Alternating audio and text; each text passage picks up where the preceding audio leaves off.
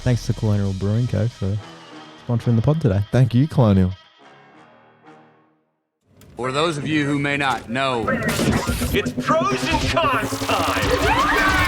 Mr. Smith? Hey, who's that? David Zakapakarakis. Wrong. How the bloody hell do you say that?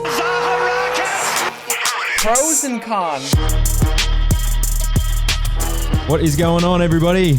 Hello, Daniel. Episode 6 Welcome now. to the Pros and the Cons. Thanks for tuning in, everybody. Yes, thank you for listening again. We got a big episode today, mate. Big episode, mate. We're going to get straight into the pros and the cons. Ooh, pros and the cons. We've only got one pro and one con today. One pro, one con each today. I think we'd keep it pretty short and sharp because today on the episode we have Steph Claire Smith joining us. That is a massive get for us. Yes, can't Steph wait. Claire Smith. She's a business mogul. Huge, massive following, massive amount of businesses. I mean, she can have different titles. Like, you can have, she's a model, influencer, business mogul. We're going with mogul. She's building an empire. Yes.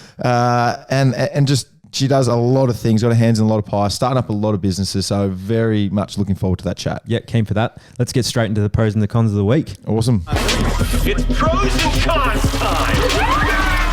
So one pro, one con from both of us today. Just one. I'm going to do the con. So let's start with your pro, mate. The pro. All right. So my pro for this week, and I played a little bit of video games when I was a kid. So my pro is titled Online Gaming. All right? That's my pro. It's got a title. Yes. Okay. So online gaming. So I played a little bit of FIFA, a little bit of GTA when I was a kid, all that kind of stuff. But I mean, FIFA obviously got online gaming as it continued. We used to play Fight Night. You and I? Yeah, and we used to play Fight Night. Yeah, that's right. remember that? Did, yes, I do remember. We used to beat you every time. Oh, yeah. With Butterbean. You didn't even know. Oh, with Butterbean. Yeah, mate. I could beat you as Mike Tyson with Butterbean. Yeah, I did. With my king hit joystick move. Yeah, you probably did. But, mate, massive news last week. Pro online gaming that the winner of the Fortnite. So FIFA have a tournament. Now, obviously, all the games being created like Fortnite and the like that. Online, just purely streaming games that people play. And the winner of the Fortnite tournament last week, Kyle Booker Geerdorf, I think his name is. Did you get that right? Yeah, I think, yeah. Geerdorf or Geersdorf. Kyle Booker Geersdorf. You can have whatever name he wants now. Now, he won $3 million prize money, right? Now, put it in context, Daniel, all right? $3 million, he's 16 years old. 2 million people watched, by the way, watched this guy on Fortnite, play Fortnite, all right? So to put it into context though, so he makes more money by winning that tournament than, and any sport fan out here listening, Tiger Woods won at the Masters, more prize money than Tiger Woods won at the Masters, which is the biggest tournament in golf. He won more money than Djokovic won just recently at Wimbledon, which is one of the biggest, well, if not the biggest tennis tournament. He earns more money or won more money than Melvin Gordon, who for our NFL fans earns in a single season. And for our Major League Baseball fans, Cody Bellinger, who's pretty big in Major League Baseball, earns more than him than what he does in a single season. That bloke plays 162 games over the span of 6 months. This guy's played one game on what? I mean, what do they play on PlayStation? I don't know. Computer, PlayStation, Xbox, whatever it is. But he has earned more money than all those blokes. It's unbelievable. I'm on him.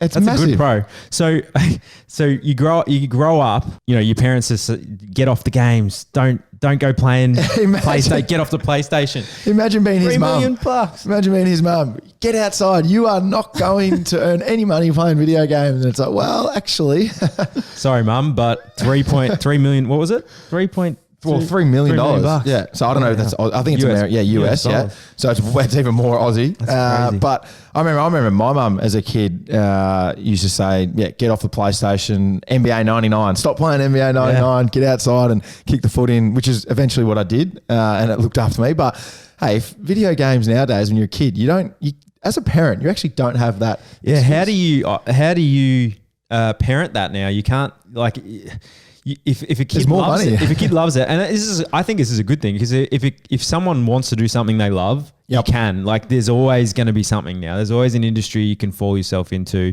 as long as you're passionate about it and you work hard at it. But if we told our parents that when we were growing up, nah, mum, don't stress. I don't need to worry about my homework, and no, I'm not going to go outside. I'm not going to get exercise. I'm going to be a professional gamer and I'm going to make $3 million. She would have told me to go get a job, you mess. Like, yes, exactly. Exactly. So it's interesting the dynamic is changing over the last couple of years, and yeah, people can make a lot of money through online gaming. That's not to say kids don't go outside and kick the footy and that. There's always a good balance, but there's a lot of money in online gaming. Maybe we should start playing. Maybe we should, but I think it's past my time, mate. My thumbs from footy are cooked, so I don't think my thumbs and fingers. So I don't think I'll be able to hold a remote. I won't be any good at it. People watch you though. You can make money just by people watching you. True, you can. You can stream. Well, people stream now their online gaming and they stream their reactions. So they don't even have the actual game on the screen. It's just more them. You playing it, them playing. Yeah, so yourself playing. The camera's on you, which I know we're getting into personal here, but me and our mates, we did this and I'm going to mention his name. We did it at Glenn's house in 2010. I've got videos at home of us playing FIFA and Glenn throwing the remote, Brenton cracking it, Coco cracking it. These are all our mates here, by the way. Those guys are all cracking it, and we filmed that while we're doing it, and we were well ahead of our time. I know, we should have put it online. I know, well, we can probably upload it now. We can probably see if anyone wants to watch. I reckon I'm wearing an old Troy Polamalu top. I remember that video at home, but yeah, so there you go. Online gaming, massive pro. Anyone at the club a big gamer? I'm sure the young boys are, but I'm not. Yeah, I mean, everyone loves golf at our club, so not really many gamers as such. They don't talk about it in the locker room. It's more the golf chat. A lot of golf chat. I saw a photo, an old school photo, probably when LeBron was first drafted, of him carrying around a PlayStation 2. He was carrying it with all the cords. So he's got all of his games and his cords. He's carrying it like getting onto the bus before he was about to go to a game. Well, I'm going to say, I probably got this wrong here, but I think it was Reggie Jackson maybe from the NBA. It was one of the Detroit players, and one of them it might have been him filming one of the younger players. And he had a suitcase on the team bus going to the Detroit stadium ready to play basketball. And he opened up the suitcase and then just had the little remote control and started playing PlayStation on the team bus. I think it was last year, whatever, it was online. But it's pretty cool that the technology, NBA players are carrying suitcases, which you think are full of clothes, but it's actually a TV and a gaming. Some of the other clubs I've heard, like some of the Melbourne players, I think are into Fortnite and play it on the bus and stuff. Like there's a few players, and Essendon have a team of I don't know what we have an esports team. Esports team. What game is? What game? They're in the Oceania League, but I'm not sure. The League of Legends, I think. So they're going. I think they were going quite well this year. Last year they didn't, and they completely gutted the team and got rid of everyone and got them aboard. So we're Essendon Footy Club are jumping on the esports bandwagon. It's pretty cool. Pretty cool. Over to your con, mate. Mate, my con for this week is to do with what we spoke about last week, which is your missed goal. Now, that's not my con. Obviously, that was a con. But the goal that they didn't call, that clearly crossed the line and that the umpires called play on and they didn't overturn it. Some bloke had put a multi on. Yep.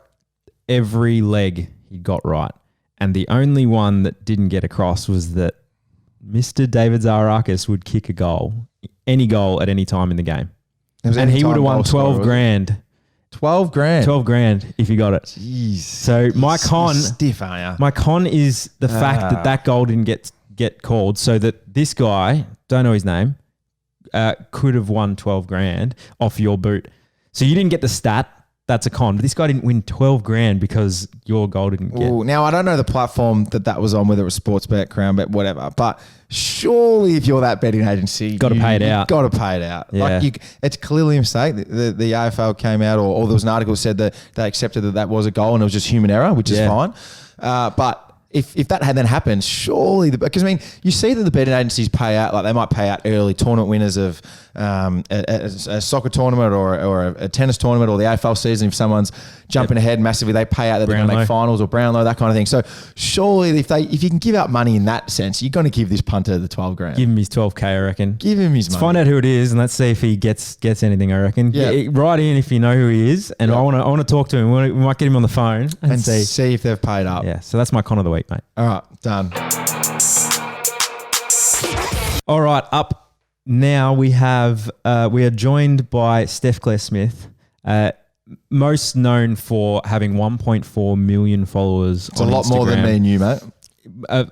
So much more. I don't think we'll ever drop get in there. the ocean. But on top of that, not only a model / influencer that you'd call him now, but also business mogul, owner of Keep It Cleaner, which is a fitness and sort of lifestyle health platform. Midnight Co, which is I think a swimwear brand. Yes, you would know very well. Would I? Okay. No, Soda Shades. Soda Shades, which yep. is the Sunnies. Sunnies, very cool Sunnies. They are. Sunnies. Go have a look on Instagram. Soda Shades. Soda Shades. So, a business mogul, amazing person. I've worked with her a lot before in the industry, and she's an awesome person. Probably the most talked about or asked about person in the industry that I get from clients. Yep. So people always ask, "Oh, can we use Steph Smith for this?" Or "How much is she going to cost?" Or "Can we get her to post on Instagram?" So I'm super excited to get her in to chat to her about business, about life, about where she's at with all that sort of stuff, and ask her about some of these Instagram changes we got going on, and fame in general. I'm going to quiz her, mate, on some Essendon trivia. So She's a big Bombers fan. So big, massive Bombers fan. Her old man's a massive Bombers fan. So let's hope he's taught us some knowledge about the footy club, and I'm looking forward to testing her about it. All right, let's get into it. Steph, how you doing? How are you? Good. How you going? Good. Thanks good. for joining us. Thanks for having me. You're welcome. And I know no one can see me because it's a podcast. Oh, actually, you are filming. Filming, yeah. I'm dressed up for once. I'm usually my active wear, so Oh, it's a well, treat thank for you. you guys. Thank you so much for dressing up for the for for the audio I know. that we record. No, that's awesome. How's things? Good, really good. Everything's going really good. Busy, but liking it. Yeah, Yeah. that's good. Yeah. Are you liking the room in here, or do you reckon we need some artwork? It's pretty plain It's fine. at the moment. It's fine. But Dave you hits me with promised this me, once a Daniel, week. I know. you did promise me You know what? today We've- that there would be artwork.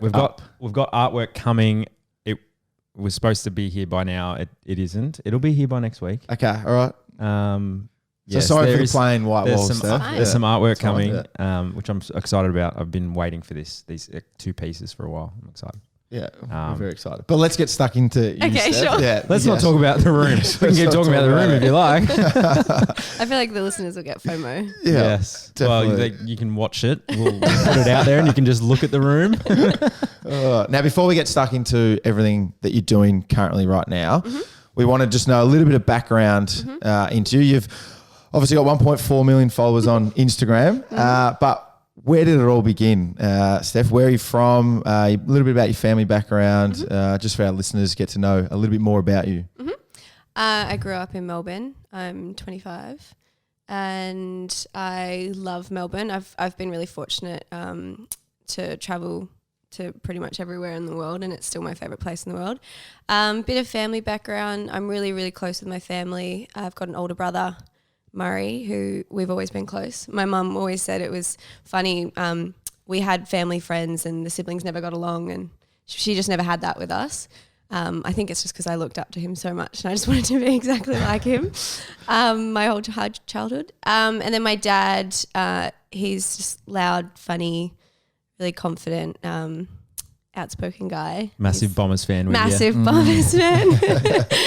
Yep. Requested to come on the pod for you today, or No, I made sure to tell him late so that he didn't. No, yeah. And then mum's just like beautiful, soft, lovely woman. Pretty much everyone loves mum. So that's family. They're both from England, but my brother and I were born here in Australia. So half my family's in England, half here. Nice. So now, what was your first? I'm really interested in this because you obviously, you've got a lot of business interests now and a lot of jobs, such, and a massive career. But where did it all begin? What was your first job you had? My first job was at Baker's Delight. I worked there between 14 and 9 months. I think that's how old you had to be for your first job. Until I was 18. Loved it. I did that, and then I did also do a few like Christmas casual jobs as well for extra cash. So like I think I worked at Spray and Osmosis, and then I was a Boost Juice girl. Now, what boost were you at? Doncaster, Westfield. Doncaster. Yeah, that was like Doncaster, our side of town. Yes, it was. So I grew up in Bourne and I went to Bourne High. So I was very much eastern suburbs girl my whole life. And then what else did I? Yeah, so then Boost was my last job before modelling. So I finished high school, and when everyone was kind of discussing what they wanted to get into or study or start work, I didn't really have a direct idea. I had all my ideas were very different. You know, a part of me was really into art. I loved studio art, so I thought maybe I wanted to be a photographer. And then I loved animals, thought maybe I wanted to get into something to do with them or kids. I think my biggest thing that I was thinking was to become a teacher, possibly, maybe even a PE teacher. So I was ready to go into, I didn't get a very good score. I didn't love school. I loved school for the social part of it, but I was really not that great at putting my head down and studying. And I'm a bit of a visual learner, so that's why things like studio art or like health and PE, the more physical stuff I did really well in, and then everything else I didn't really go very well in. Have any teachers contacted you and you've gone back to them and go, well, see, I didn't really necessarily need it, or? Well, not necessarily. The only one that I've still kind of seen recently was my PE teacher. So he's like, yeah, I kind of knew that you were going to go in some sort of direction like this. But one thing that I've always loved was modelling. Even since I was a little girl, I was really confident in front of the camera. I did it for a few years, child modelling in primary school. And it was something that I dabbled with throughout high school. Just, I basically would put my hand up if someone needed a model in the studio arts class, or did a thing called Model Academy just to learn about the industry. But I was always kind of intrigued. So when I couldn't decide what I wanted to study, I talked to mum and dad about having a gap year and working part-time, and then hopefully kind of seeing what would happen if I wanted to try and do modelling. And they were really supportive. They didn't want me to kind of dive into a uni subject and then fall out of love with it, because they knew how my brain worked. If I wasn't interested in something, it just switched off. And they were happy with me having a gap year and figuring it out, and modelling just worked out. So I assume 18-year-old kid outside, so straight into the modelling industry, which is not a necessarily nice industry all the time, and pretty harsh on, I would assume, harsh on young girls starting out too. How was that for you straight out? The very start, it was fine. I've always been with Chadwick, my agency now, and yeah, in my early years, it was so fun. Australia particularly, I was always fine with my body type.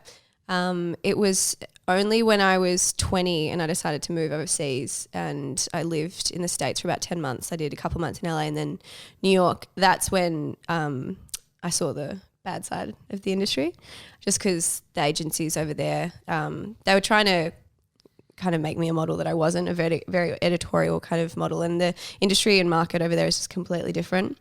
And I knew that going into it, but I didn't think it was going to be as bad or as brutal. Like, they'll just straight out tell you to eat less or to train less, or to, like one agent once told me, some of the girls, when they're really trying to cut down, will eat apples, like a Coke Zero, a Diet Coke, and smoke to like put off the appetite. I was like, well, that sounds like freaking hell. That's your diet, isn't it? Yeah, it's a regular occurrence. You love the ciggies and the apples. But and I've always loved my food, so I was like, I don't know how that's going to happen. But I was always really active, so I never really thought I had an issue there. So when I had to, I suppose, cut down in weight, because I was there ready to model, and I was so excited for the opportunity that I was going to do anything to get it. So I listened to them and I tried to cut down. I didn't do what they told me to do, but I was a lot more strict with myself, and my exercise routine just like tripled. But I hated it. Like, I hated myself. I hated food. I didn't look at it the same. Exercise was like a punishment, and it was just a really, really bad time, especially because I was by myself. I had some friends and I made some friends over there, but like my closest friends and all my family and Josh, my partner, weren't there. So that was really hard.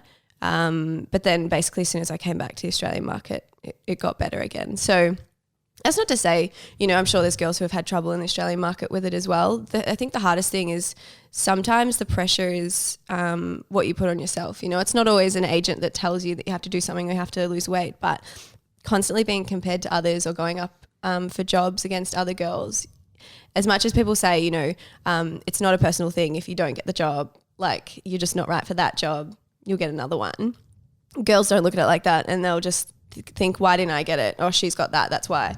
And you just constantly want to work on yourself. So it can be a big brain shit thing. Yeah. I don't know how to word that. No, I bet. I'm on the other side of that a lot. We do a lot of castings, and I've never thought of it that way in terms of the fact that there's people who come in and it's a job they're interviewing for, whereas I have 15, 20 people come in a day, and it drains your mind, and you don't really think of it that way, but it's pretty obvious that when you do stop and think about it, that it would be a lot of pressure. So do you find that, though, there's a weird pressure of this inclusiveness in terms of being open to people being all shapes and sizes, which is great, but then also someone being model who's amazing and then someone who's just not. Have you come across that with girls like that? You know, some people are just like, I'm not a model. Like I know. And and you see, you put someone in front of camera, even if they're like a 10 out of 10 amazing, good looking person in real life, you put them in front of the camera and they just don't shoot that well, or they don't know how to move. And there's like actual work, amazing work that goes into it that people don't realize. Yeah. And I think that's where the industry needs to change. I think that's where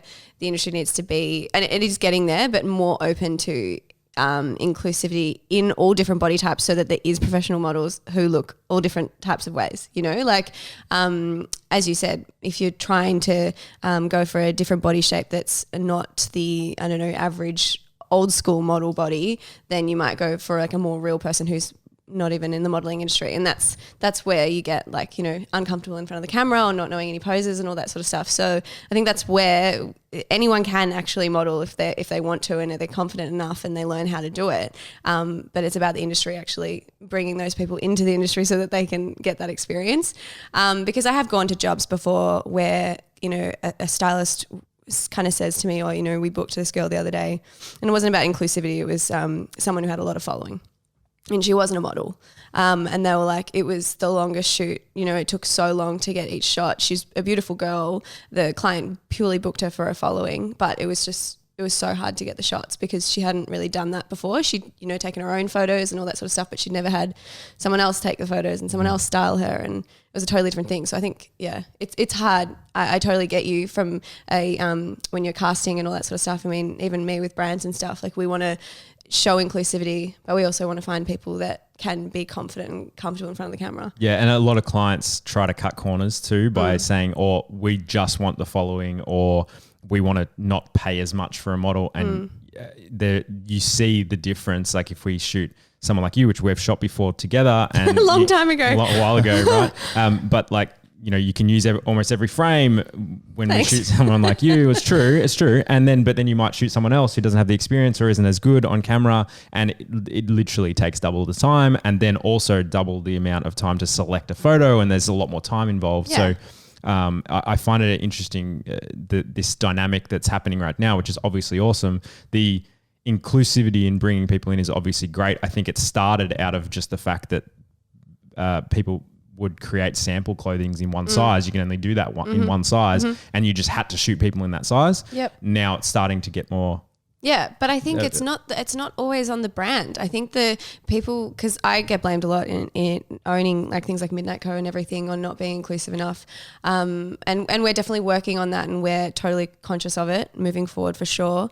It's not always on the brand though. It's got a lot to do with the industry. As I said before, a lot of like agencies or, you know, things like Model Academy or things where people are taught how to model and all that sort of stuff. They need to be more inclusive so that brands have those options of actual models of all different shapes and colours and all that sort of stuff to book. Absolutely. Is there an underestimation of the actual skill involved to become a model? Like you're speaking about just picking someone or from following, all that kind of thing. And do people actually underestimate how hard it is to actually be that? Yeah, I think, and I'm not going to sit here and be like, you know, there's obviously every job has its ups and downs and its hard parts and its easier parts. And there's so much glamour to the modeling industry. There really is. And there's so many cool things, cool experiences.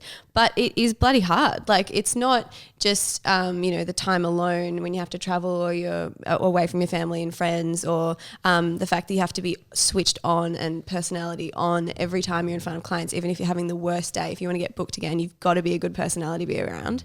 And then there's like, the energy that actually, you know, when you're doing the old e-com stuff, I used to get changed 100 times and still have to have that energy all day. Yep. And it would drain you. So there's that. But then also I have always, as I said earlier, felt really natural in front of the camera and really comfortable. So for me, it was a little easier when it came to like learning poses and kind of getting my poses down pat for e-com and everything. But for other girls, it's a little harder and they've got to learn that and like get their groove. So it's not as easy as it looks, and it's just more like, you know, get in front of the camera yourself and give it a go and let me know how you go. I think that's the thing. I find it's the most underrated part of how hard it is, because I think a lot of people, there's been that thing, oh, models says be the easiest job ever. I got to you just stand there and get photos taken of you.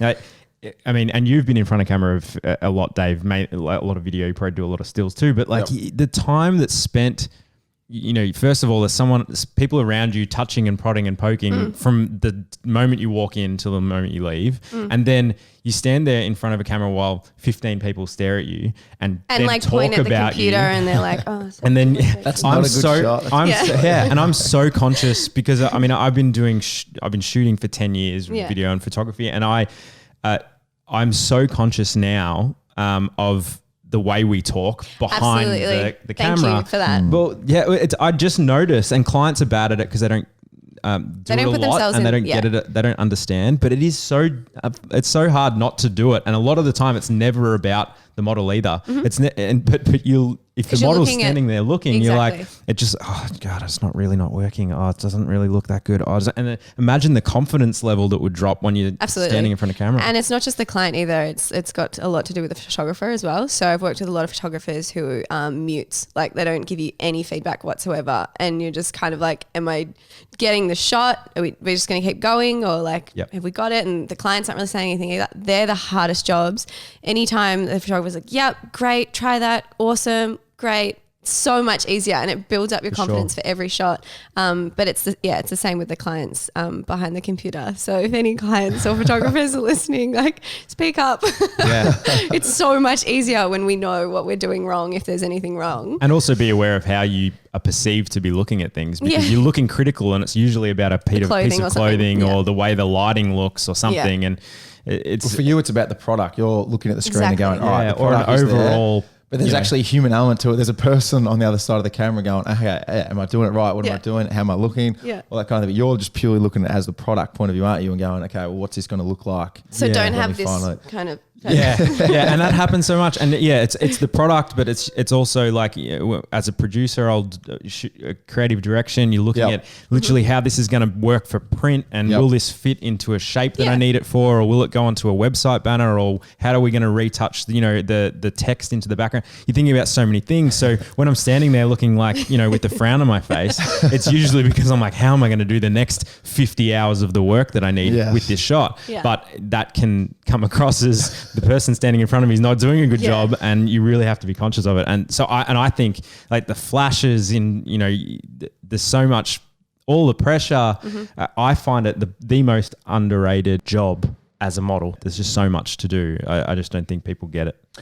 Now I want to get back into your story. You mentioned before about going to New York and becoming was an editorial model, or a model that you didn't really discover or know what you wanted to do yet. Was there a moment in time when you were over there and when you come to Australia where you met someone or something happened, a situation where you went, no, that's not what I want to do, but now I've discovered exactly what I want to do for the future? So there was a trainer over there called Justin. He actually trained a lot of the Victoria's Secret models. So that's kind of how I knew of him, and got in touch with him, and we started training together. And he was a really good person to have because he was really real with me. He was like, even people like Adriana Lima or all that, they all get told to cut down, cut weight, or all have these like super strict things that they have to do before shoots or shows. So he was just kind of showing me the reality of it over there. And I was like, don't know if this is for me. Like, it was really eye-opening. So at the start I was like listening and learning, and then it got to a point where he could see, and he spoke to me and he said, you came into me, this super bubbly, confident, like beautiful girl, and now you've just looked drained, like, and you don't have any energy and you don't look excited anymore. And like almost every PT session I'd cry. So he was like, I think if you were working, because the other thing was I didn't leave Australia because I wasn't working here and like I needed to go search for work. I left because I was working really well here, loving it, and wanted to see what else I could do. Or like there was a few clients I wanted to reach for and goals I wanted to reach for. So that's why I left. So it was kind of like, I could go back and just keep working, and I was happy at home. Like I wasn't escaping anything. So he kind of just got me to a point where he was like, I think you need to go back.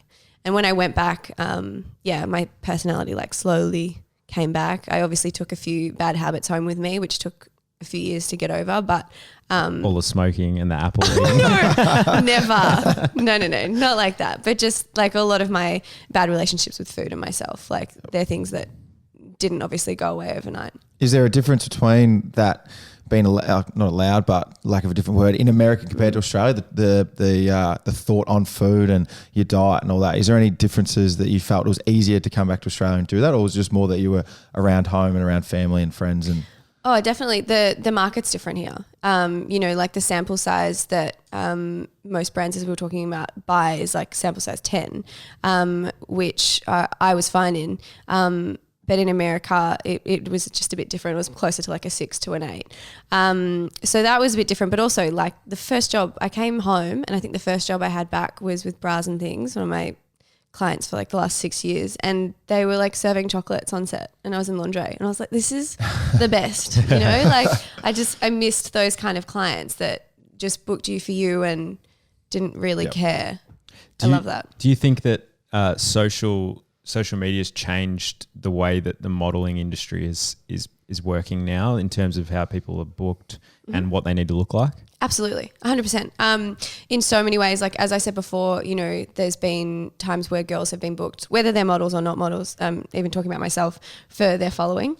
I think it's definitely got to a point now where a lot of brands are making sure that the people that they're booking as models kind of aren't just like the look that they're after, but they actually represent the brand really well. So like, for example, if you're a really health conscious brand, you wouldn't book a model that was like, complete opposite of that, because people actually want to relate to your models. They like want to see someone and then find out who they are and get to know them, or they want to see someone that they've already recognized. So I think brands are a lot more cautious of that these days. So social media has definitely changed that.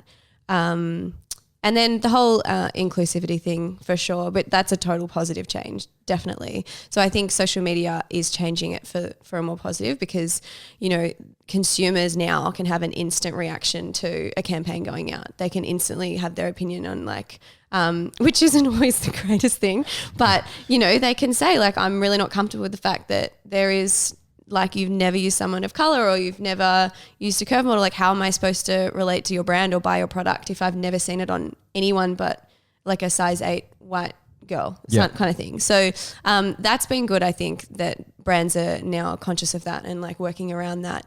And I think social media's had a massive play with that. We saw it firsthand with one of my brands that I co-founded, which you shot for, you're the first face for, X's and O's lingerie. Yep. And we had a photographer in who I hadn't worked with before, who's great, but he kind of just went and did his retouching thing like he normally would. And I think we retouched like a mole on your leg out, right? Yep. And we just copped heat. Yep.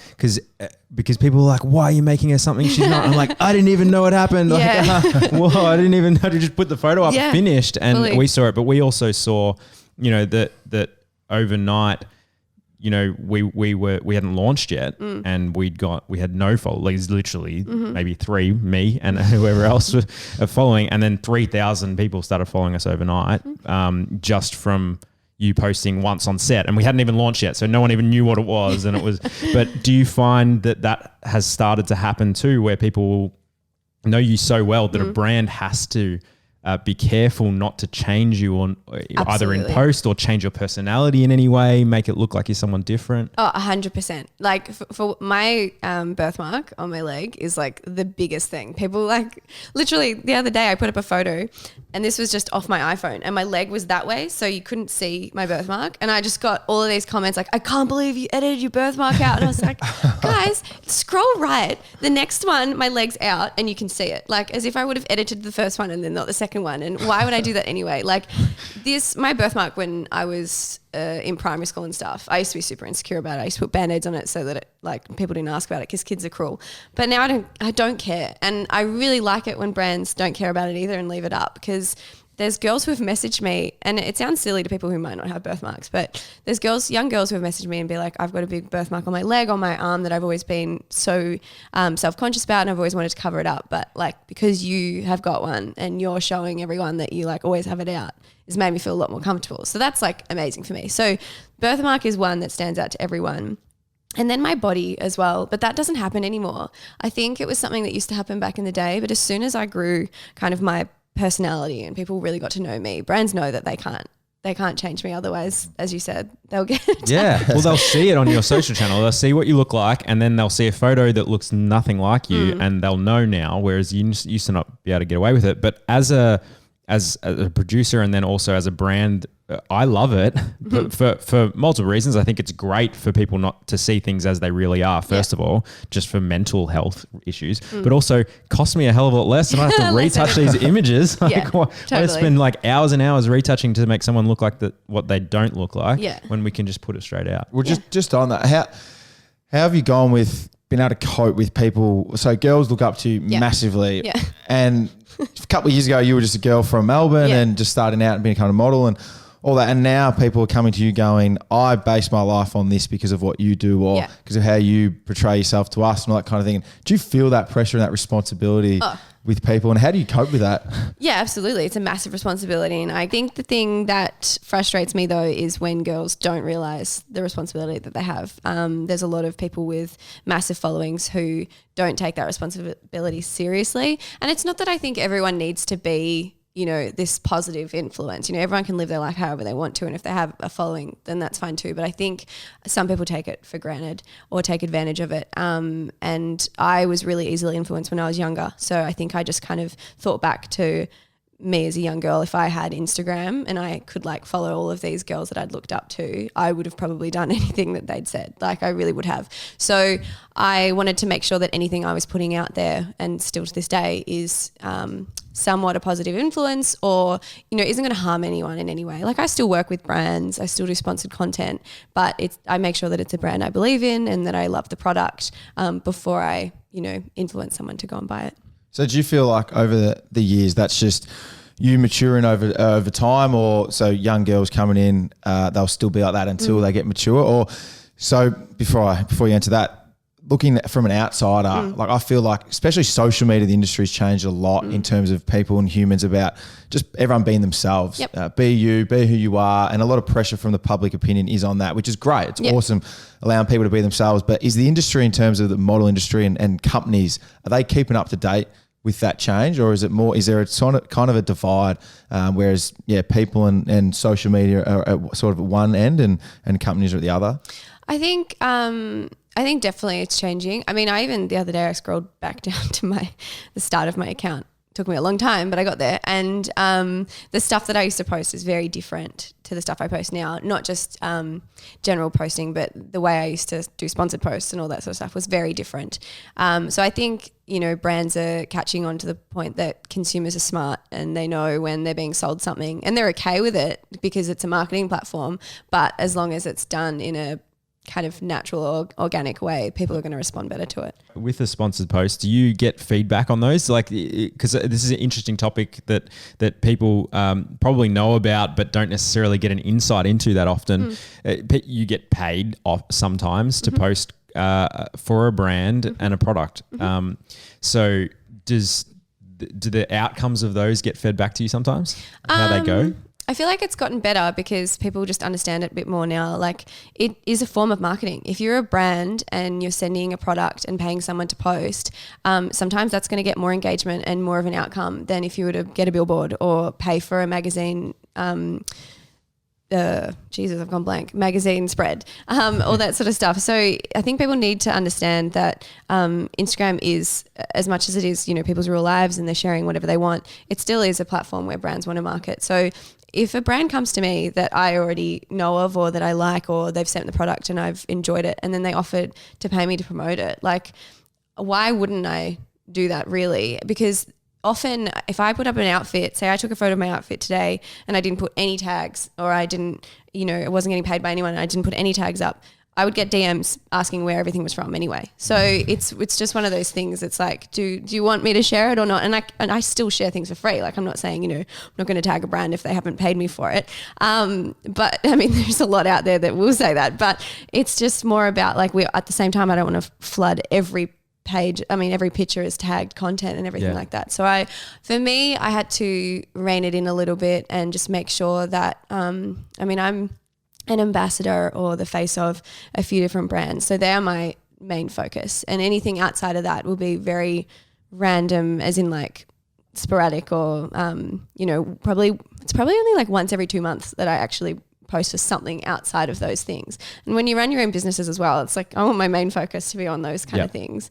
So it's definitely changed for me over time. But again, if I get a brand coming to me with a product that I love and they want to work with me, then I'm going to do it. So because you're running your own business now, you'll see the direct outcome of those things. Absolutely. So now, has it surprised you of how much influence you actually have had for like direct purchase? So I've posted that dress and now this many people have bought it. Yeah, it's cool. It's like, it's weird. It's a weird feeling. But that is when I started my businesses and I saw that kind of engagement, that is when I really was like, okay, I can't work with anyone that I don't like half love. You know, I've got to love everything that I promote because I saw that. So I think that really helped. Having my own brand has helped me kind of respect, I suppose, the consumers a lot more. So have you thought about where social media can go? Because 5, 6, 7 years ago, no one really thought that this space was, and then some entrepreneur and innovative come in and decided that this is the next thing, it's going to happen. Do you see where social media is going? I mean, you're pretty interactive with your fans. And there's a lot of different platforms now trying to become even more with video, direct video messages and all that. Do you see where social media can go in the future with brands like this and models and influencers like yourself? I really don't know. I think Instagram will be, you know, everyone talks about it just ending one day like MySpace did. MySpace is still there, but, you know, not everyone's on it still anymore. Still active, yeah. I don't know where Tom is. I'm sure I really hope my account is not active still. But I think it'll be around for a while. Yes, things are going to change on it. Like, for example, the new no likes thing that they're testing out. Whether or not they're doing that for the right reasons, I don't know. Yeah. What are your thoughts on that?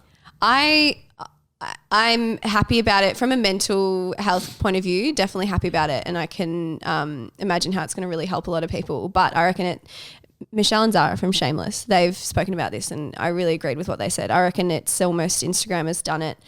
From a business point of view, they're kind of sick of everyone else making money off their platform. So once they take away likes, engagement and all that sort of stuff, brands will start paying Instagram for ads instead of influencers. Yeah, I kind of agree with you to an extent, except for the fact that the likes kind of were the least meaningful part of that for a brand. Yeah. I also think that from the mental point of view, it's great if people stop caring about the likes, but I feel like it's not the actual issue. I feel like the people's insecurities, like we've spoken about already, and their appearance and comparing themselves is the issue, not how many likes I get. Now they've cut out one aspect, it's probably potentially going to just roll to the next. Hopefully it doesn't, but I would suggest that it will. Yeah. So for me, in my eyes, as a brand, as a producer that works with clients, and then as a user, I don't think it's going to do much. In my eyes, I don't know. I reckon, and I've spoken to a few friends about this. Engagement's definitely dropped since it's happened because I think people are feeling like, well, they don't need a like anymore, so things like that. But yeah, I don't know. It's hard to tell what's going to happen with it until it happens. I hope that Instagram becomes more of a place of where it started, where you just kind of posted whatever. If someone wanted to follow you, then they followed you and you didn't feel the pressure to post a certain way or post something in particular. I've been really lucky in that from the beginning, I've kind of always posted whatever. I've got people following me for modeling and then I've got people following me for fitness, food, and then just my life, like family and dogs and stuff like that. So it's easier for me because I can still post a number of different stuff. But, you know, I've got a few friends who are fashion bloggers and all that sort of stuff, and they know that if they put up a photo of them that wasn't perfectly like pretty and all that sort of stuff, that's not what people follow them for. So it wouldn't, but people do still care about engagement. That's the thing. So maybe the no likes thing is going to help in some way. I don't know. Yeah, hopefully. Let's talk about fame for a minute. Okay, because Instagram, you have 1.4 million people that follow you, and that's crazy amount of people, because if you think about how you can reach that many people any other way, it's either by spending a lot of money on ads on a TV show. Like a TV show might get that at 1.4 million, but in Australia, like what's getting that? Like the not many Very like little, the MasterChef final or something. I don't even think they get that many, you know? So there's a lot of people when you think about it. Like let's put 1.4 million people in a room. They don't fit it. I like to think about that. So was there a moment in time when you said, oh, people know who I am, like I'm famous? I would never say that I'm famous. I just don't. I'm still, as you said before, I'm Steph from Melbourne. I don't and still some of my friends are like, this is the weirdest thing ever. If people come up and get a photo with me or say hello when I'm at a cafe or something, they're still like, just can't get over this. But I think for me, when I kind of realized that when I kind of put faces to the numbers, because, for so long I just saw it as a number and I didn't really think about it. When I was living in New York, so I probably had around 300,000, I'm guessing, around that point. And I was only 20, and there was a day when I was walking around and 5 people bumped into me, and they were all from different countries, just in New York for holidays. So there was like someone from Mexico, someone from France, all these different places, and they were like, "Oh my God, like you're Steph Smith," and like, "Let's get a photo." And I was in New York thinking like, no one's gonna know who I am here, and that was before you could look where your followers were from. Right. And I was like, "What? This is weird." I would have thought it was all from Melbourne. What about the moment when you had a song written with your with name? G? Flip's amazing. She's such a legend. She actually messaged me before that song came out and was like, just flagging this with you, letting you know what's happening. We've got a pretty cool clip here that is a bunch of the cities that she played in with the crowd screaming your name. Let's hear it. Oh my God.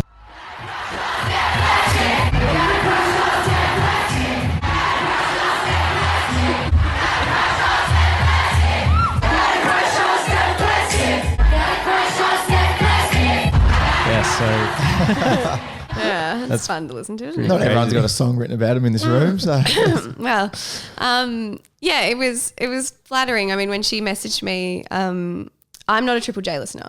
My boyfriend is, and a lot of my friends are, but I'm not. So I think I'd heard of her, but I didn't really know much. So I was like, oh, that's cool. Like, yeah, that's fine. I'm totally fine with it. And then when it came out and it went really well for her and like it was all over Triple J, I was like, this is weird. And I was getting hundreds of messages a day from people being like, did you know you're in this song? Did you know that your name is in this? Did you know that you and that's when I was like, whoa, this is weird. And I remember when she put what you just played together, that was so weird to listen to. I went to one of her gigs when she came to Melbourne in Richmond, and that was really weird being in the room for that song, but it's cool. She's Did lovely. other people know that you were there? Like, in the crowd though, as in like, were they going, there she is right there? Yeah. Oh yeah. I was being filmed. So I don't even know. I think it was annoying because I kind of wanted to be there for that moment of the first line, and I had all these like torches in my face. So I was kind of like, oh, this is just hello, because I wasn't exactly going to sing along. Now, with people doing that to you, is there any famous people that you still meet or have met in the past where you still get that feeling towards them, or anyone that follows you on Instagram that you at that moment you went, oh, geez, like this person actually follows me? Because you've traveled a lot around the world, so you would have met a fair few people, especially in America or Europe or anything like that. Yeah, when I was living in America, I met so many people that were really famous or people that I looked up to, and there was so many of those moments where I was like, oh my God. Like, for example, as a model, I looked up to a lot of the Victoria's Secret angels, and one day I was in the gym and 4 of them walked in and we were doing class together, and I was just like literally stunned the whole class. And then I met quite a few really famous people, but I think when I got to know, there was one in particular that I got to know quite well, and when I got to know her and realized that she was completely normal, just a totally normal girl that this had happened to, that she was totally famous, but she was so normal, I realized that we're all kind of the same, whether you have 2 followers or 2 million followers or 20 million followers, you're all the same. It's just your life, and for some reason there's a lot more people following it. So I don't like to I have a different feeling now. I'll see a famous person, I can still get excited or like appreciate it, but it's a bit of a different feeling now, I think, because I recognize them now as someone who's done really well, but they're just a normal person. Yeah. Speaking of that amount of followers, I've got a game for you. Have you? Yes, we've got a little game. We want to play more or less than 1.4 million. So you have to guess if this person has more. So you have 1.4 million followers. You guess if these people have more or less than 1.4 million. All right. I don't know. Dave can have his say too. I haven't shown him any of these. So. I don't look at that. All right. First of all, John Travolta, more or less than 1.4 million. Pretty famous. Oh, I would say more, but he's old. But I'd say so he more. wouldn't have many Instagram followers. More. Yeah, this is a trick one. He's 100%. exactly 1.4 million followers. As Really? well. So you have the same amount of followers as John Travolta. Wow. Jeff Goldblum. You've gone with the old again here. Yeah. Way before Instagram's time. Yeah, I don't think so. Jurassic Park was out even before. Less than Less. 1.4. 1.8. Damn. Bran from Game of Thrones. Are you Game of Thrones I don't fans? watch Game of Thrones. Okay. You're not okay. All right. Okay, well, let's say like Amelia Clark or Okay. Kit Harington, Kit who are Harington, massive. yeah. I think they have like 100 million or 30 million for a lot of them. So Bran he was one of the characters. Well, if you don't He's one know, of the major you gotta- characters. you So, gotta- did he walk yeah. through like a set, or is he like a main? He's Well, the dude in the. walking- he's walking's the, a bit of a He's the dude in. He can't walk. He didn't walk. He can't walk. He was in a wheelchair Well, in there the you show. go. Oh Jesus! I'm No, so it's the sorry. character. That's all right. More. 1.2 million, which I found that interesting. You don't even know Very what it is, but I interesting, think yeah. that's massive. I think a lot of people jumped off Brand in season 6, They 7, and 8. must. So He yeah. doesn't like him. All right, what about the Wiggles? Oh, more. 95,000 followers the Wiggles have. Really? Yeah, I guess all of their fans Oh, yeah, don't all know how of to their hold a fans Do phone. not have Instagram. That makes sense. I just would have thought that like a lot of kids out there, their parents who have Instagram would follow Yeah, it and that's- then just hand the That's phone. what I thought. I don't know. Okay, 2 more. Okay, Kylie Minogue, more. 1.9. Yeah, Just a little Just. bit. Yeah. Jerry Seinfeld, more. only 1 million followers. Really? Do you have more followers than Jerry? Yeah, and I must admit, I chose ones that were famous, but probably a little bit older. So Yeah, outside of their yeah, range. there's not Once I many- went lower, like in the real super like megastar There was no US 20 one. year old. Oh, maybe Brand was the only. Brand, yeah. Yeah, you didn't Brand really from Game choose of Thrones. There you Now, go. There you I've go. got a quiz Oh, of my own, yay. Steph. No. All right. So we spoke about it at the start of the show. You're a massive Essendon fan. Oh, well, your dad no. is. Well, your dad's a massive Essendon fan. Can you not do this? So it runs in the family. We're going to do it. All right. No, we're not. So we got 5 questions. I'm gonna get them all wrong. I'm I'll telling you help this you. now. Well, yeah, Daniel can help. You can give clues away. All right.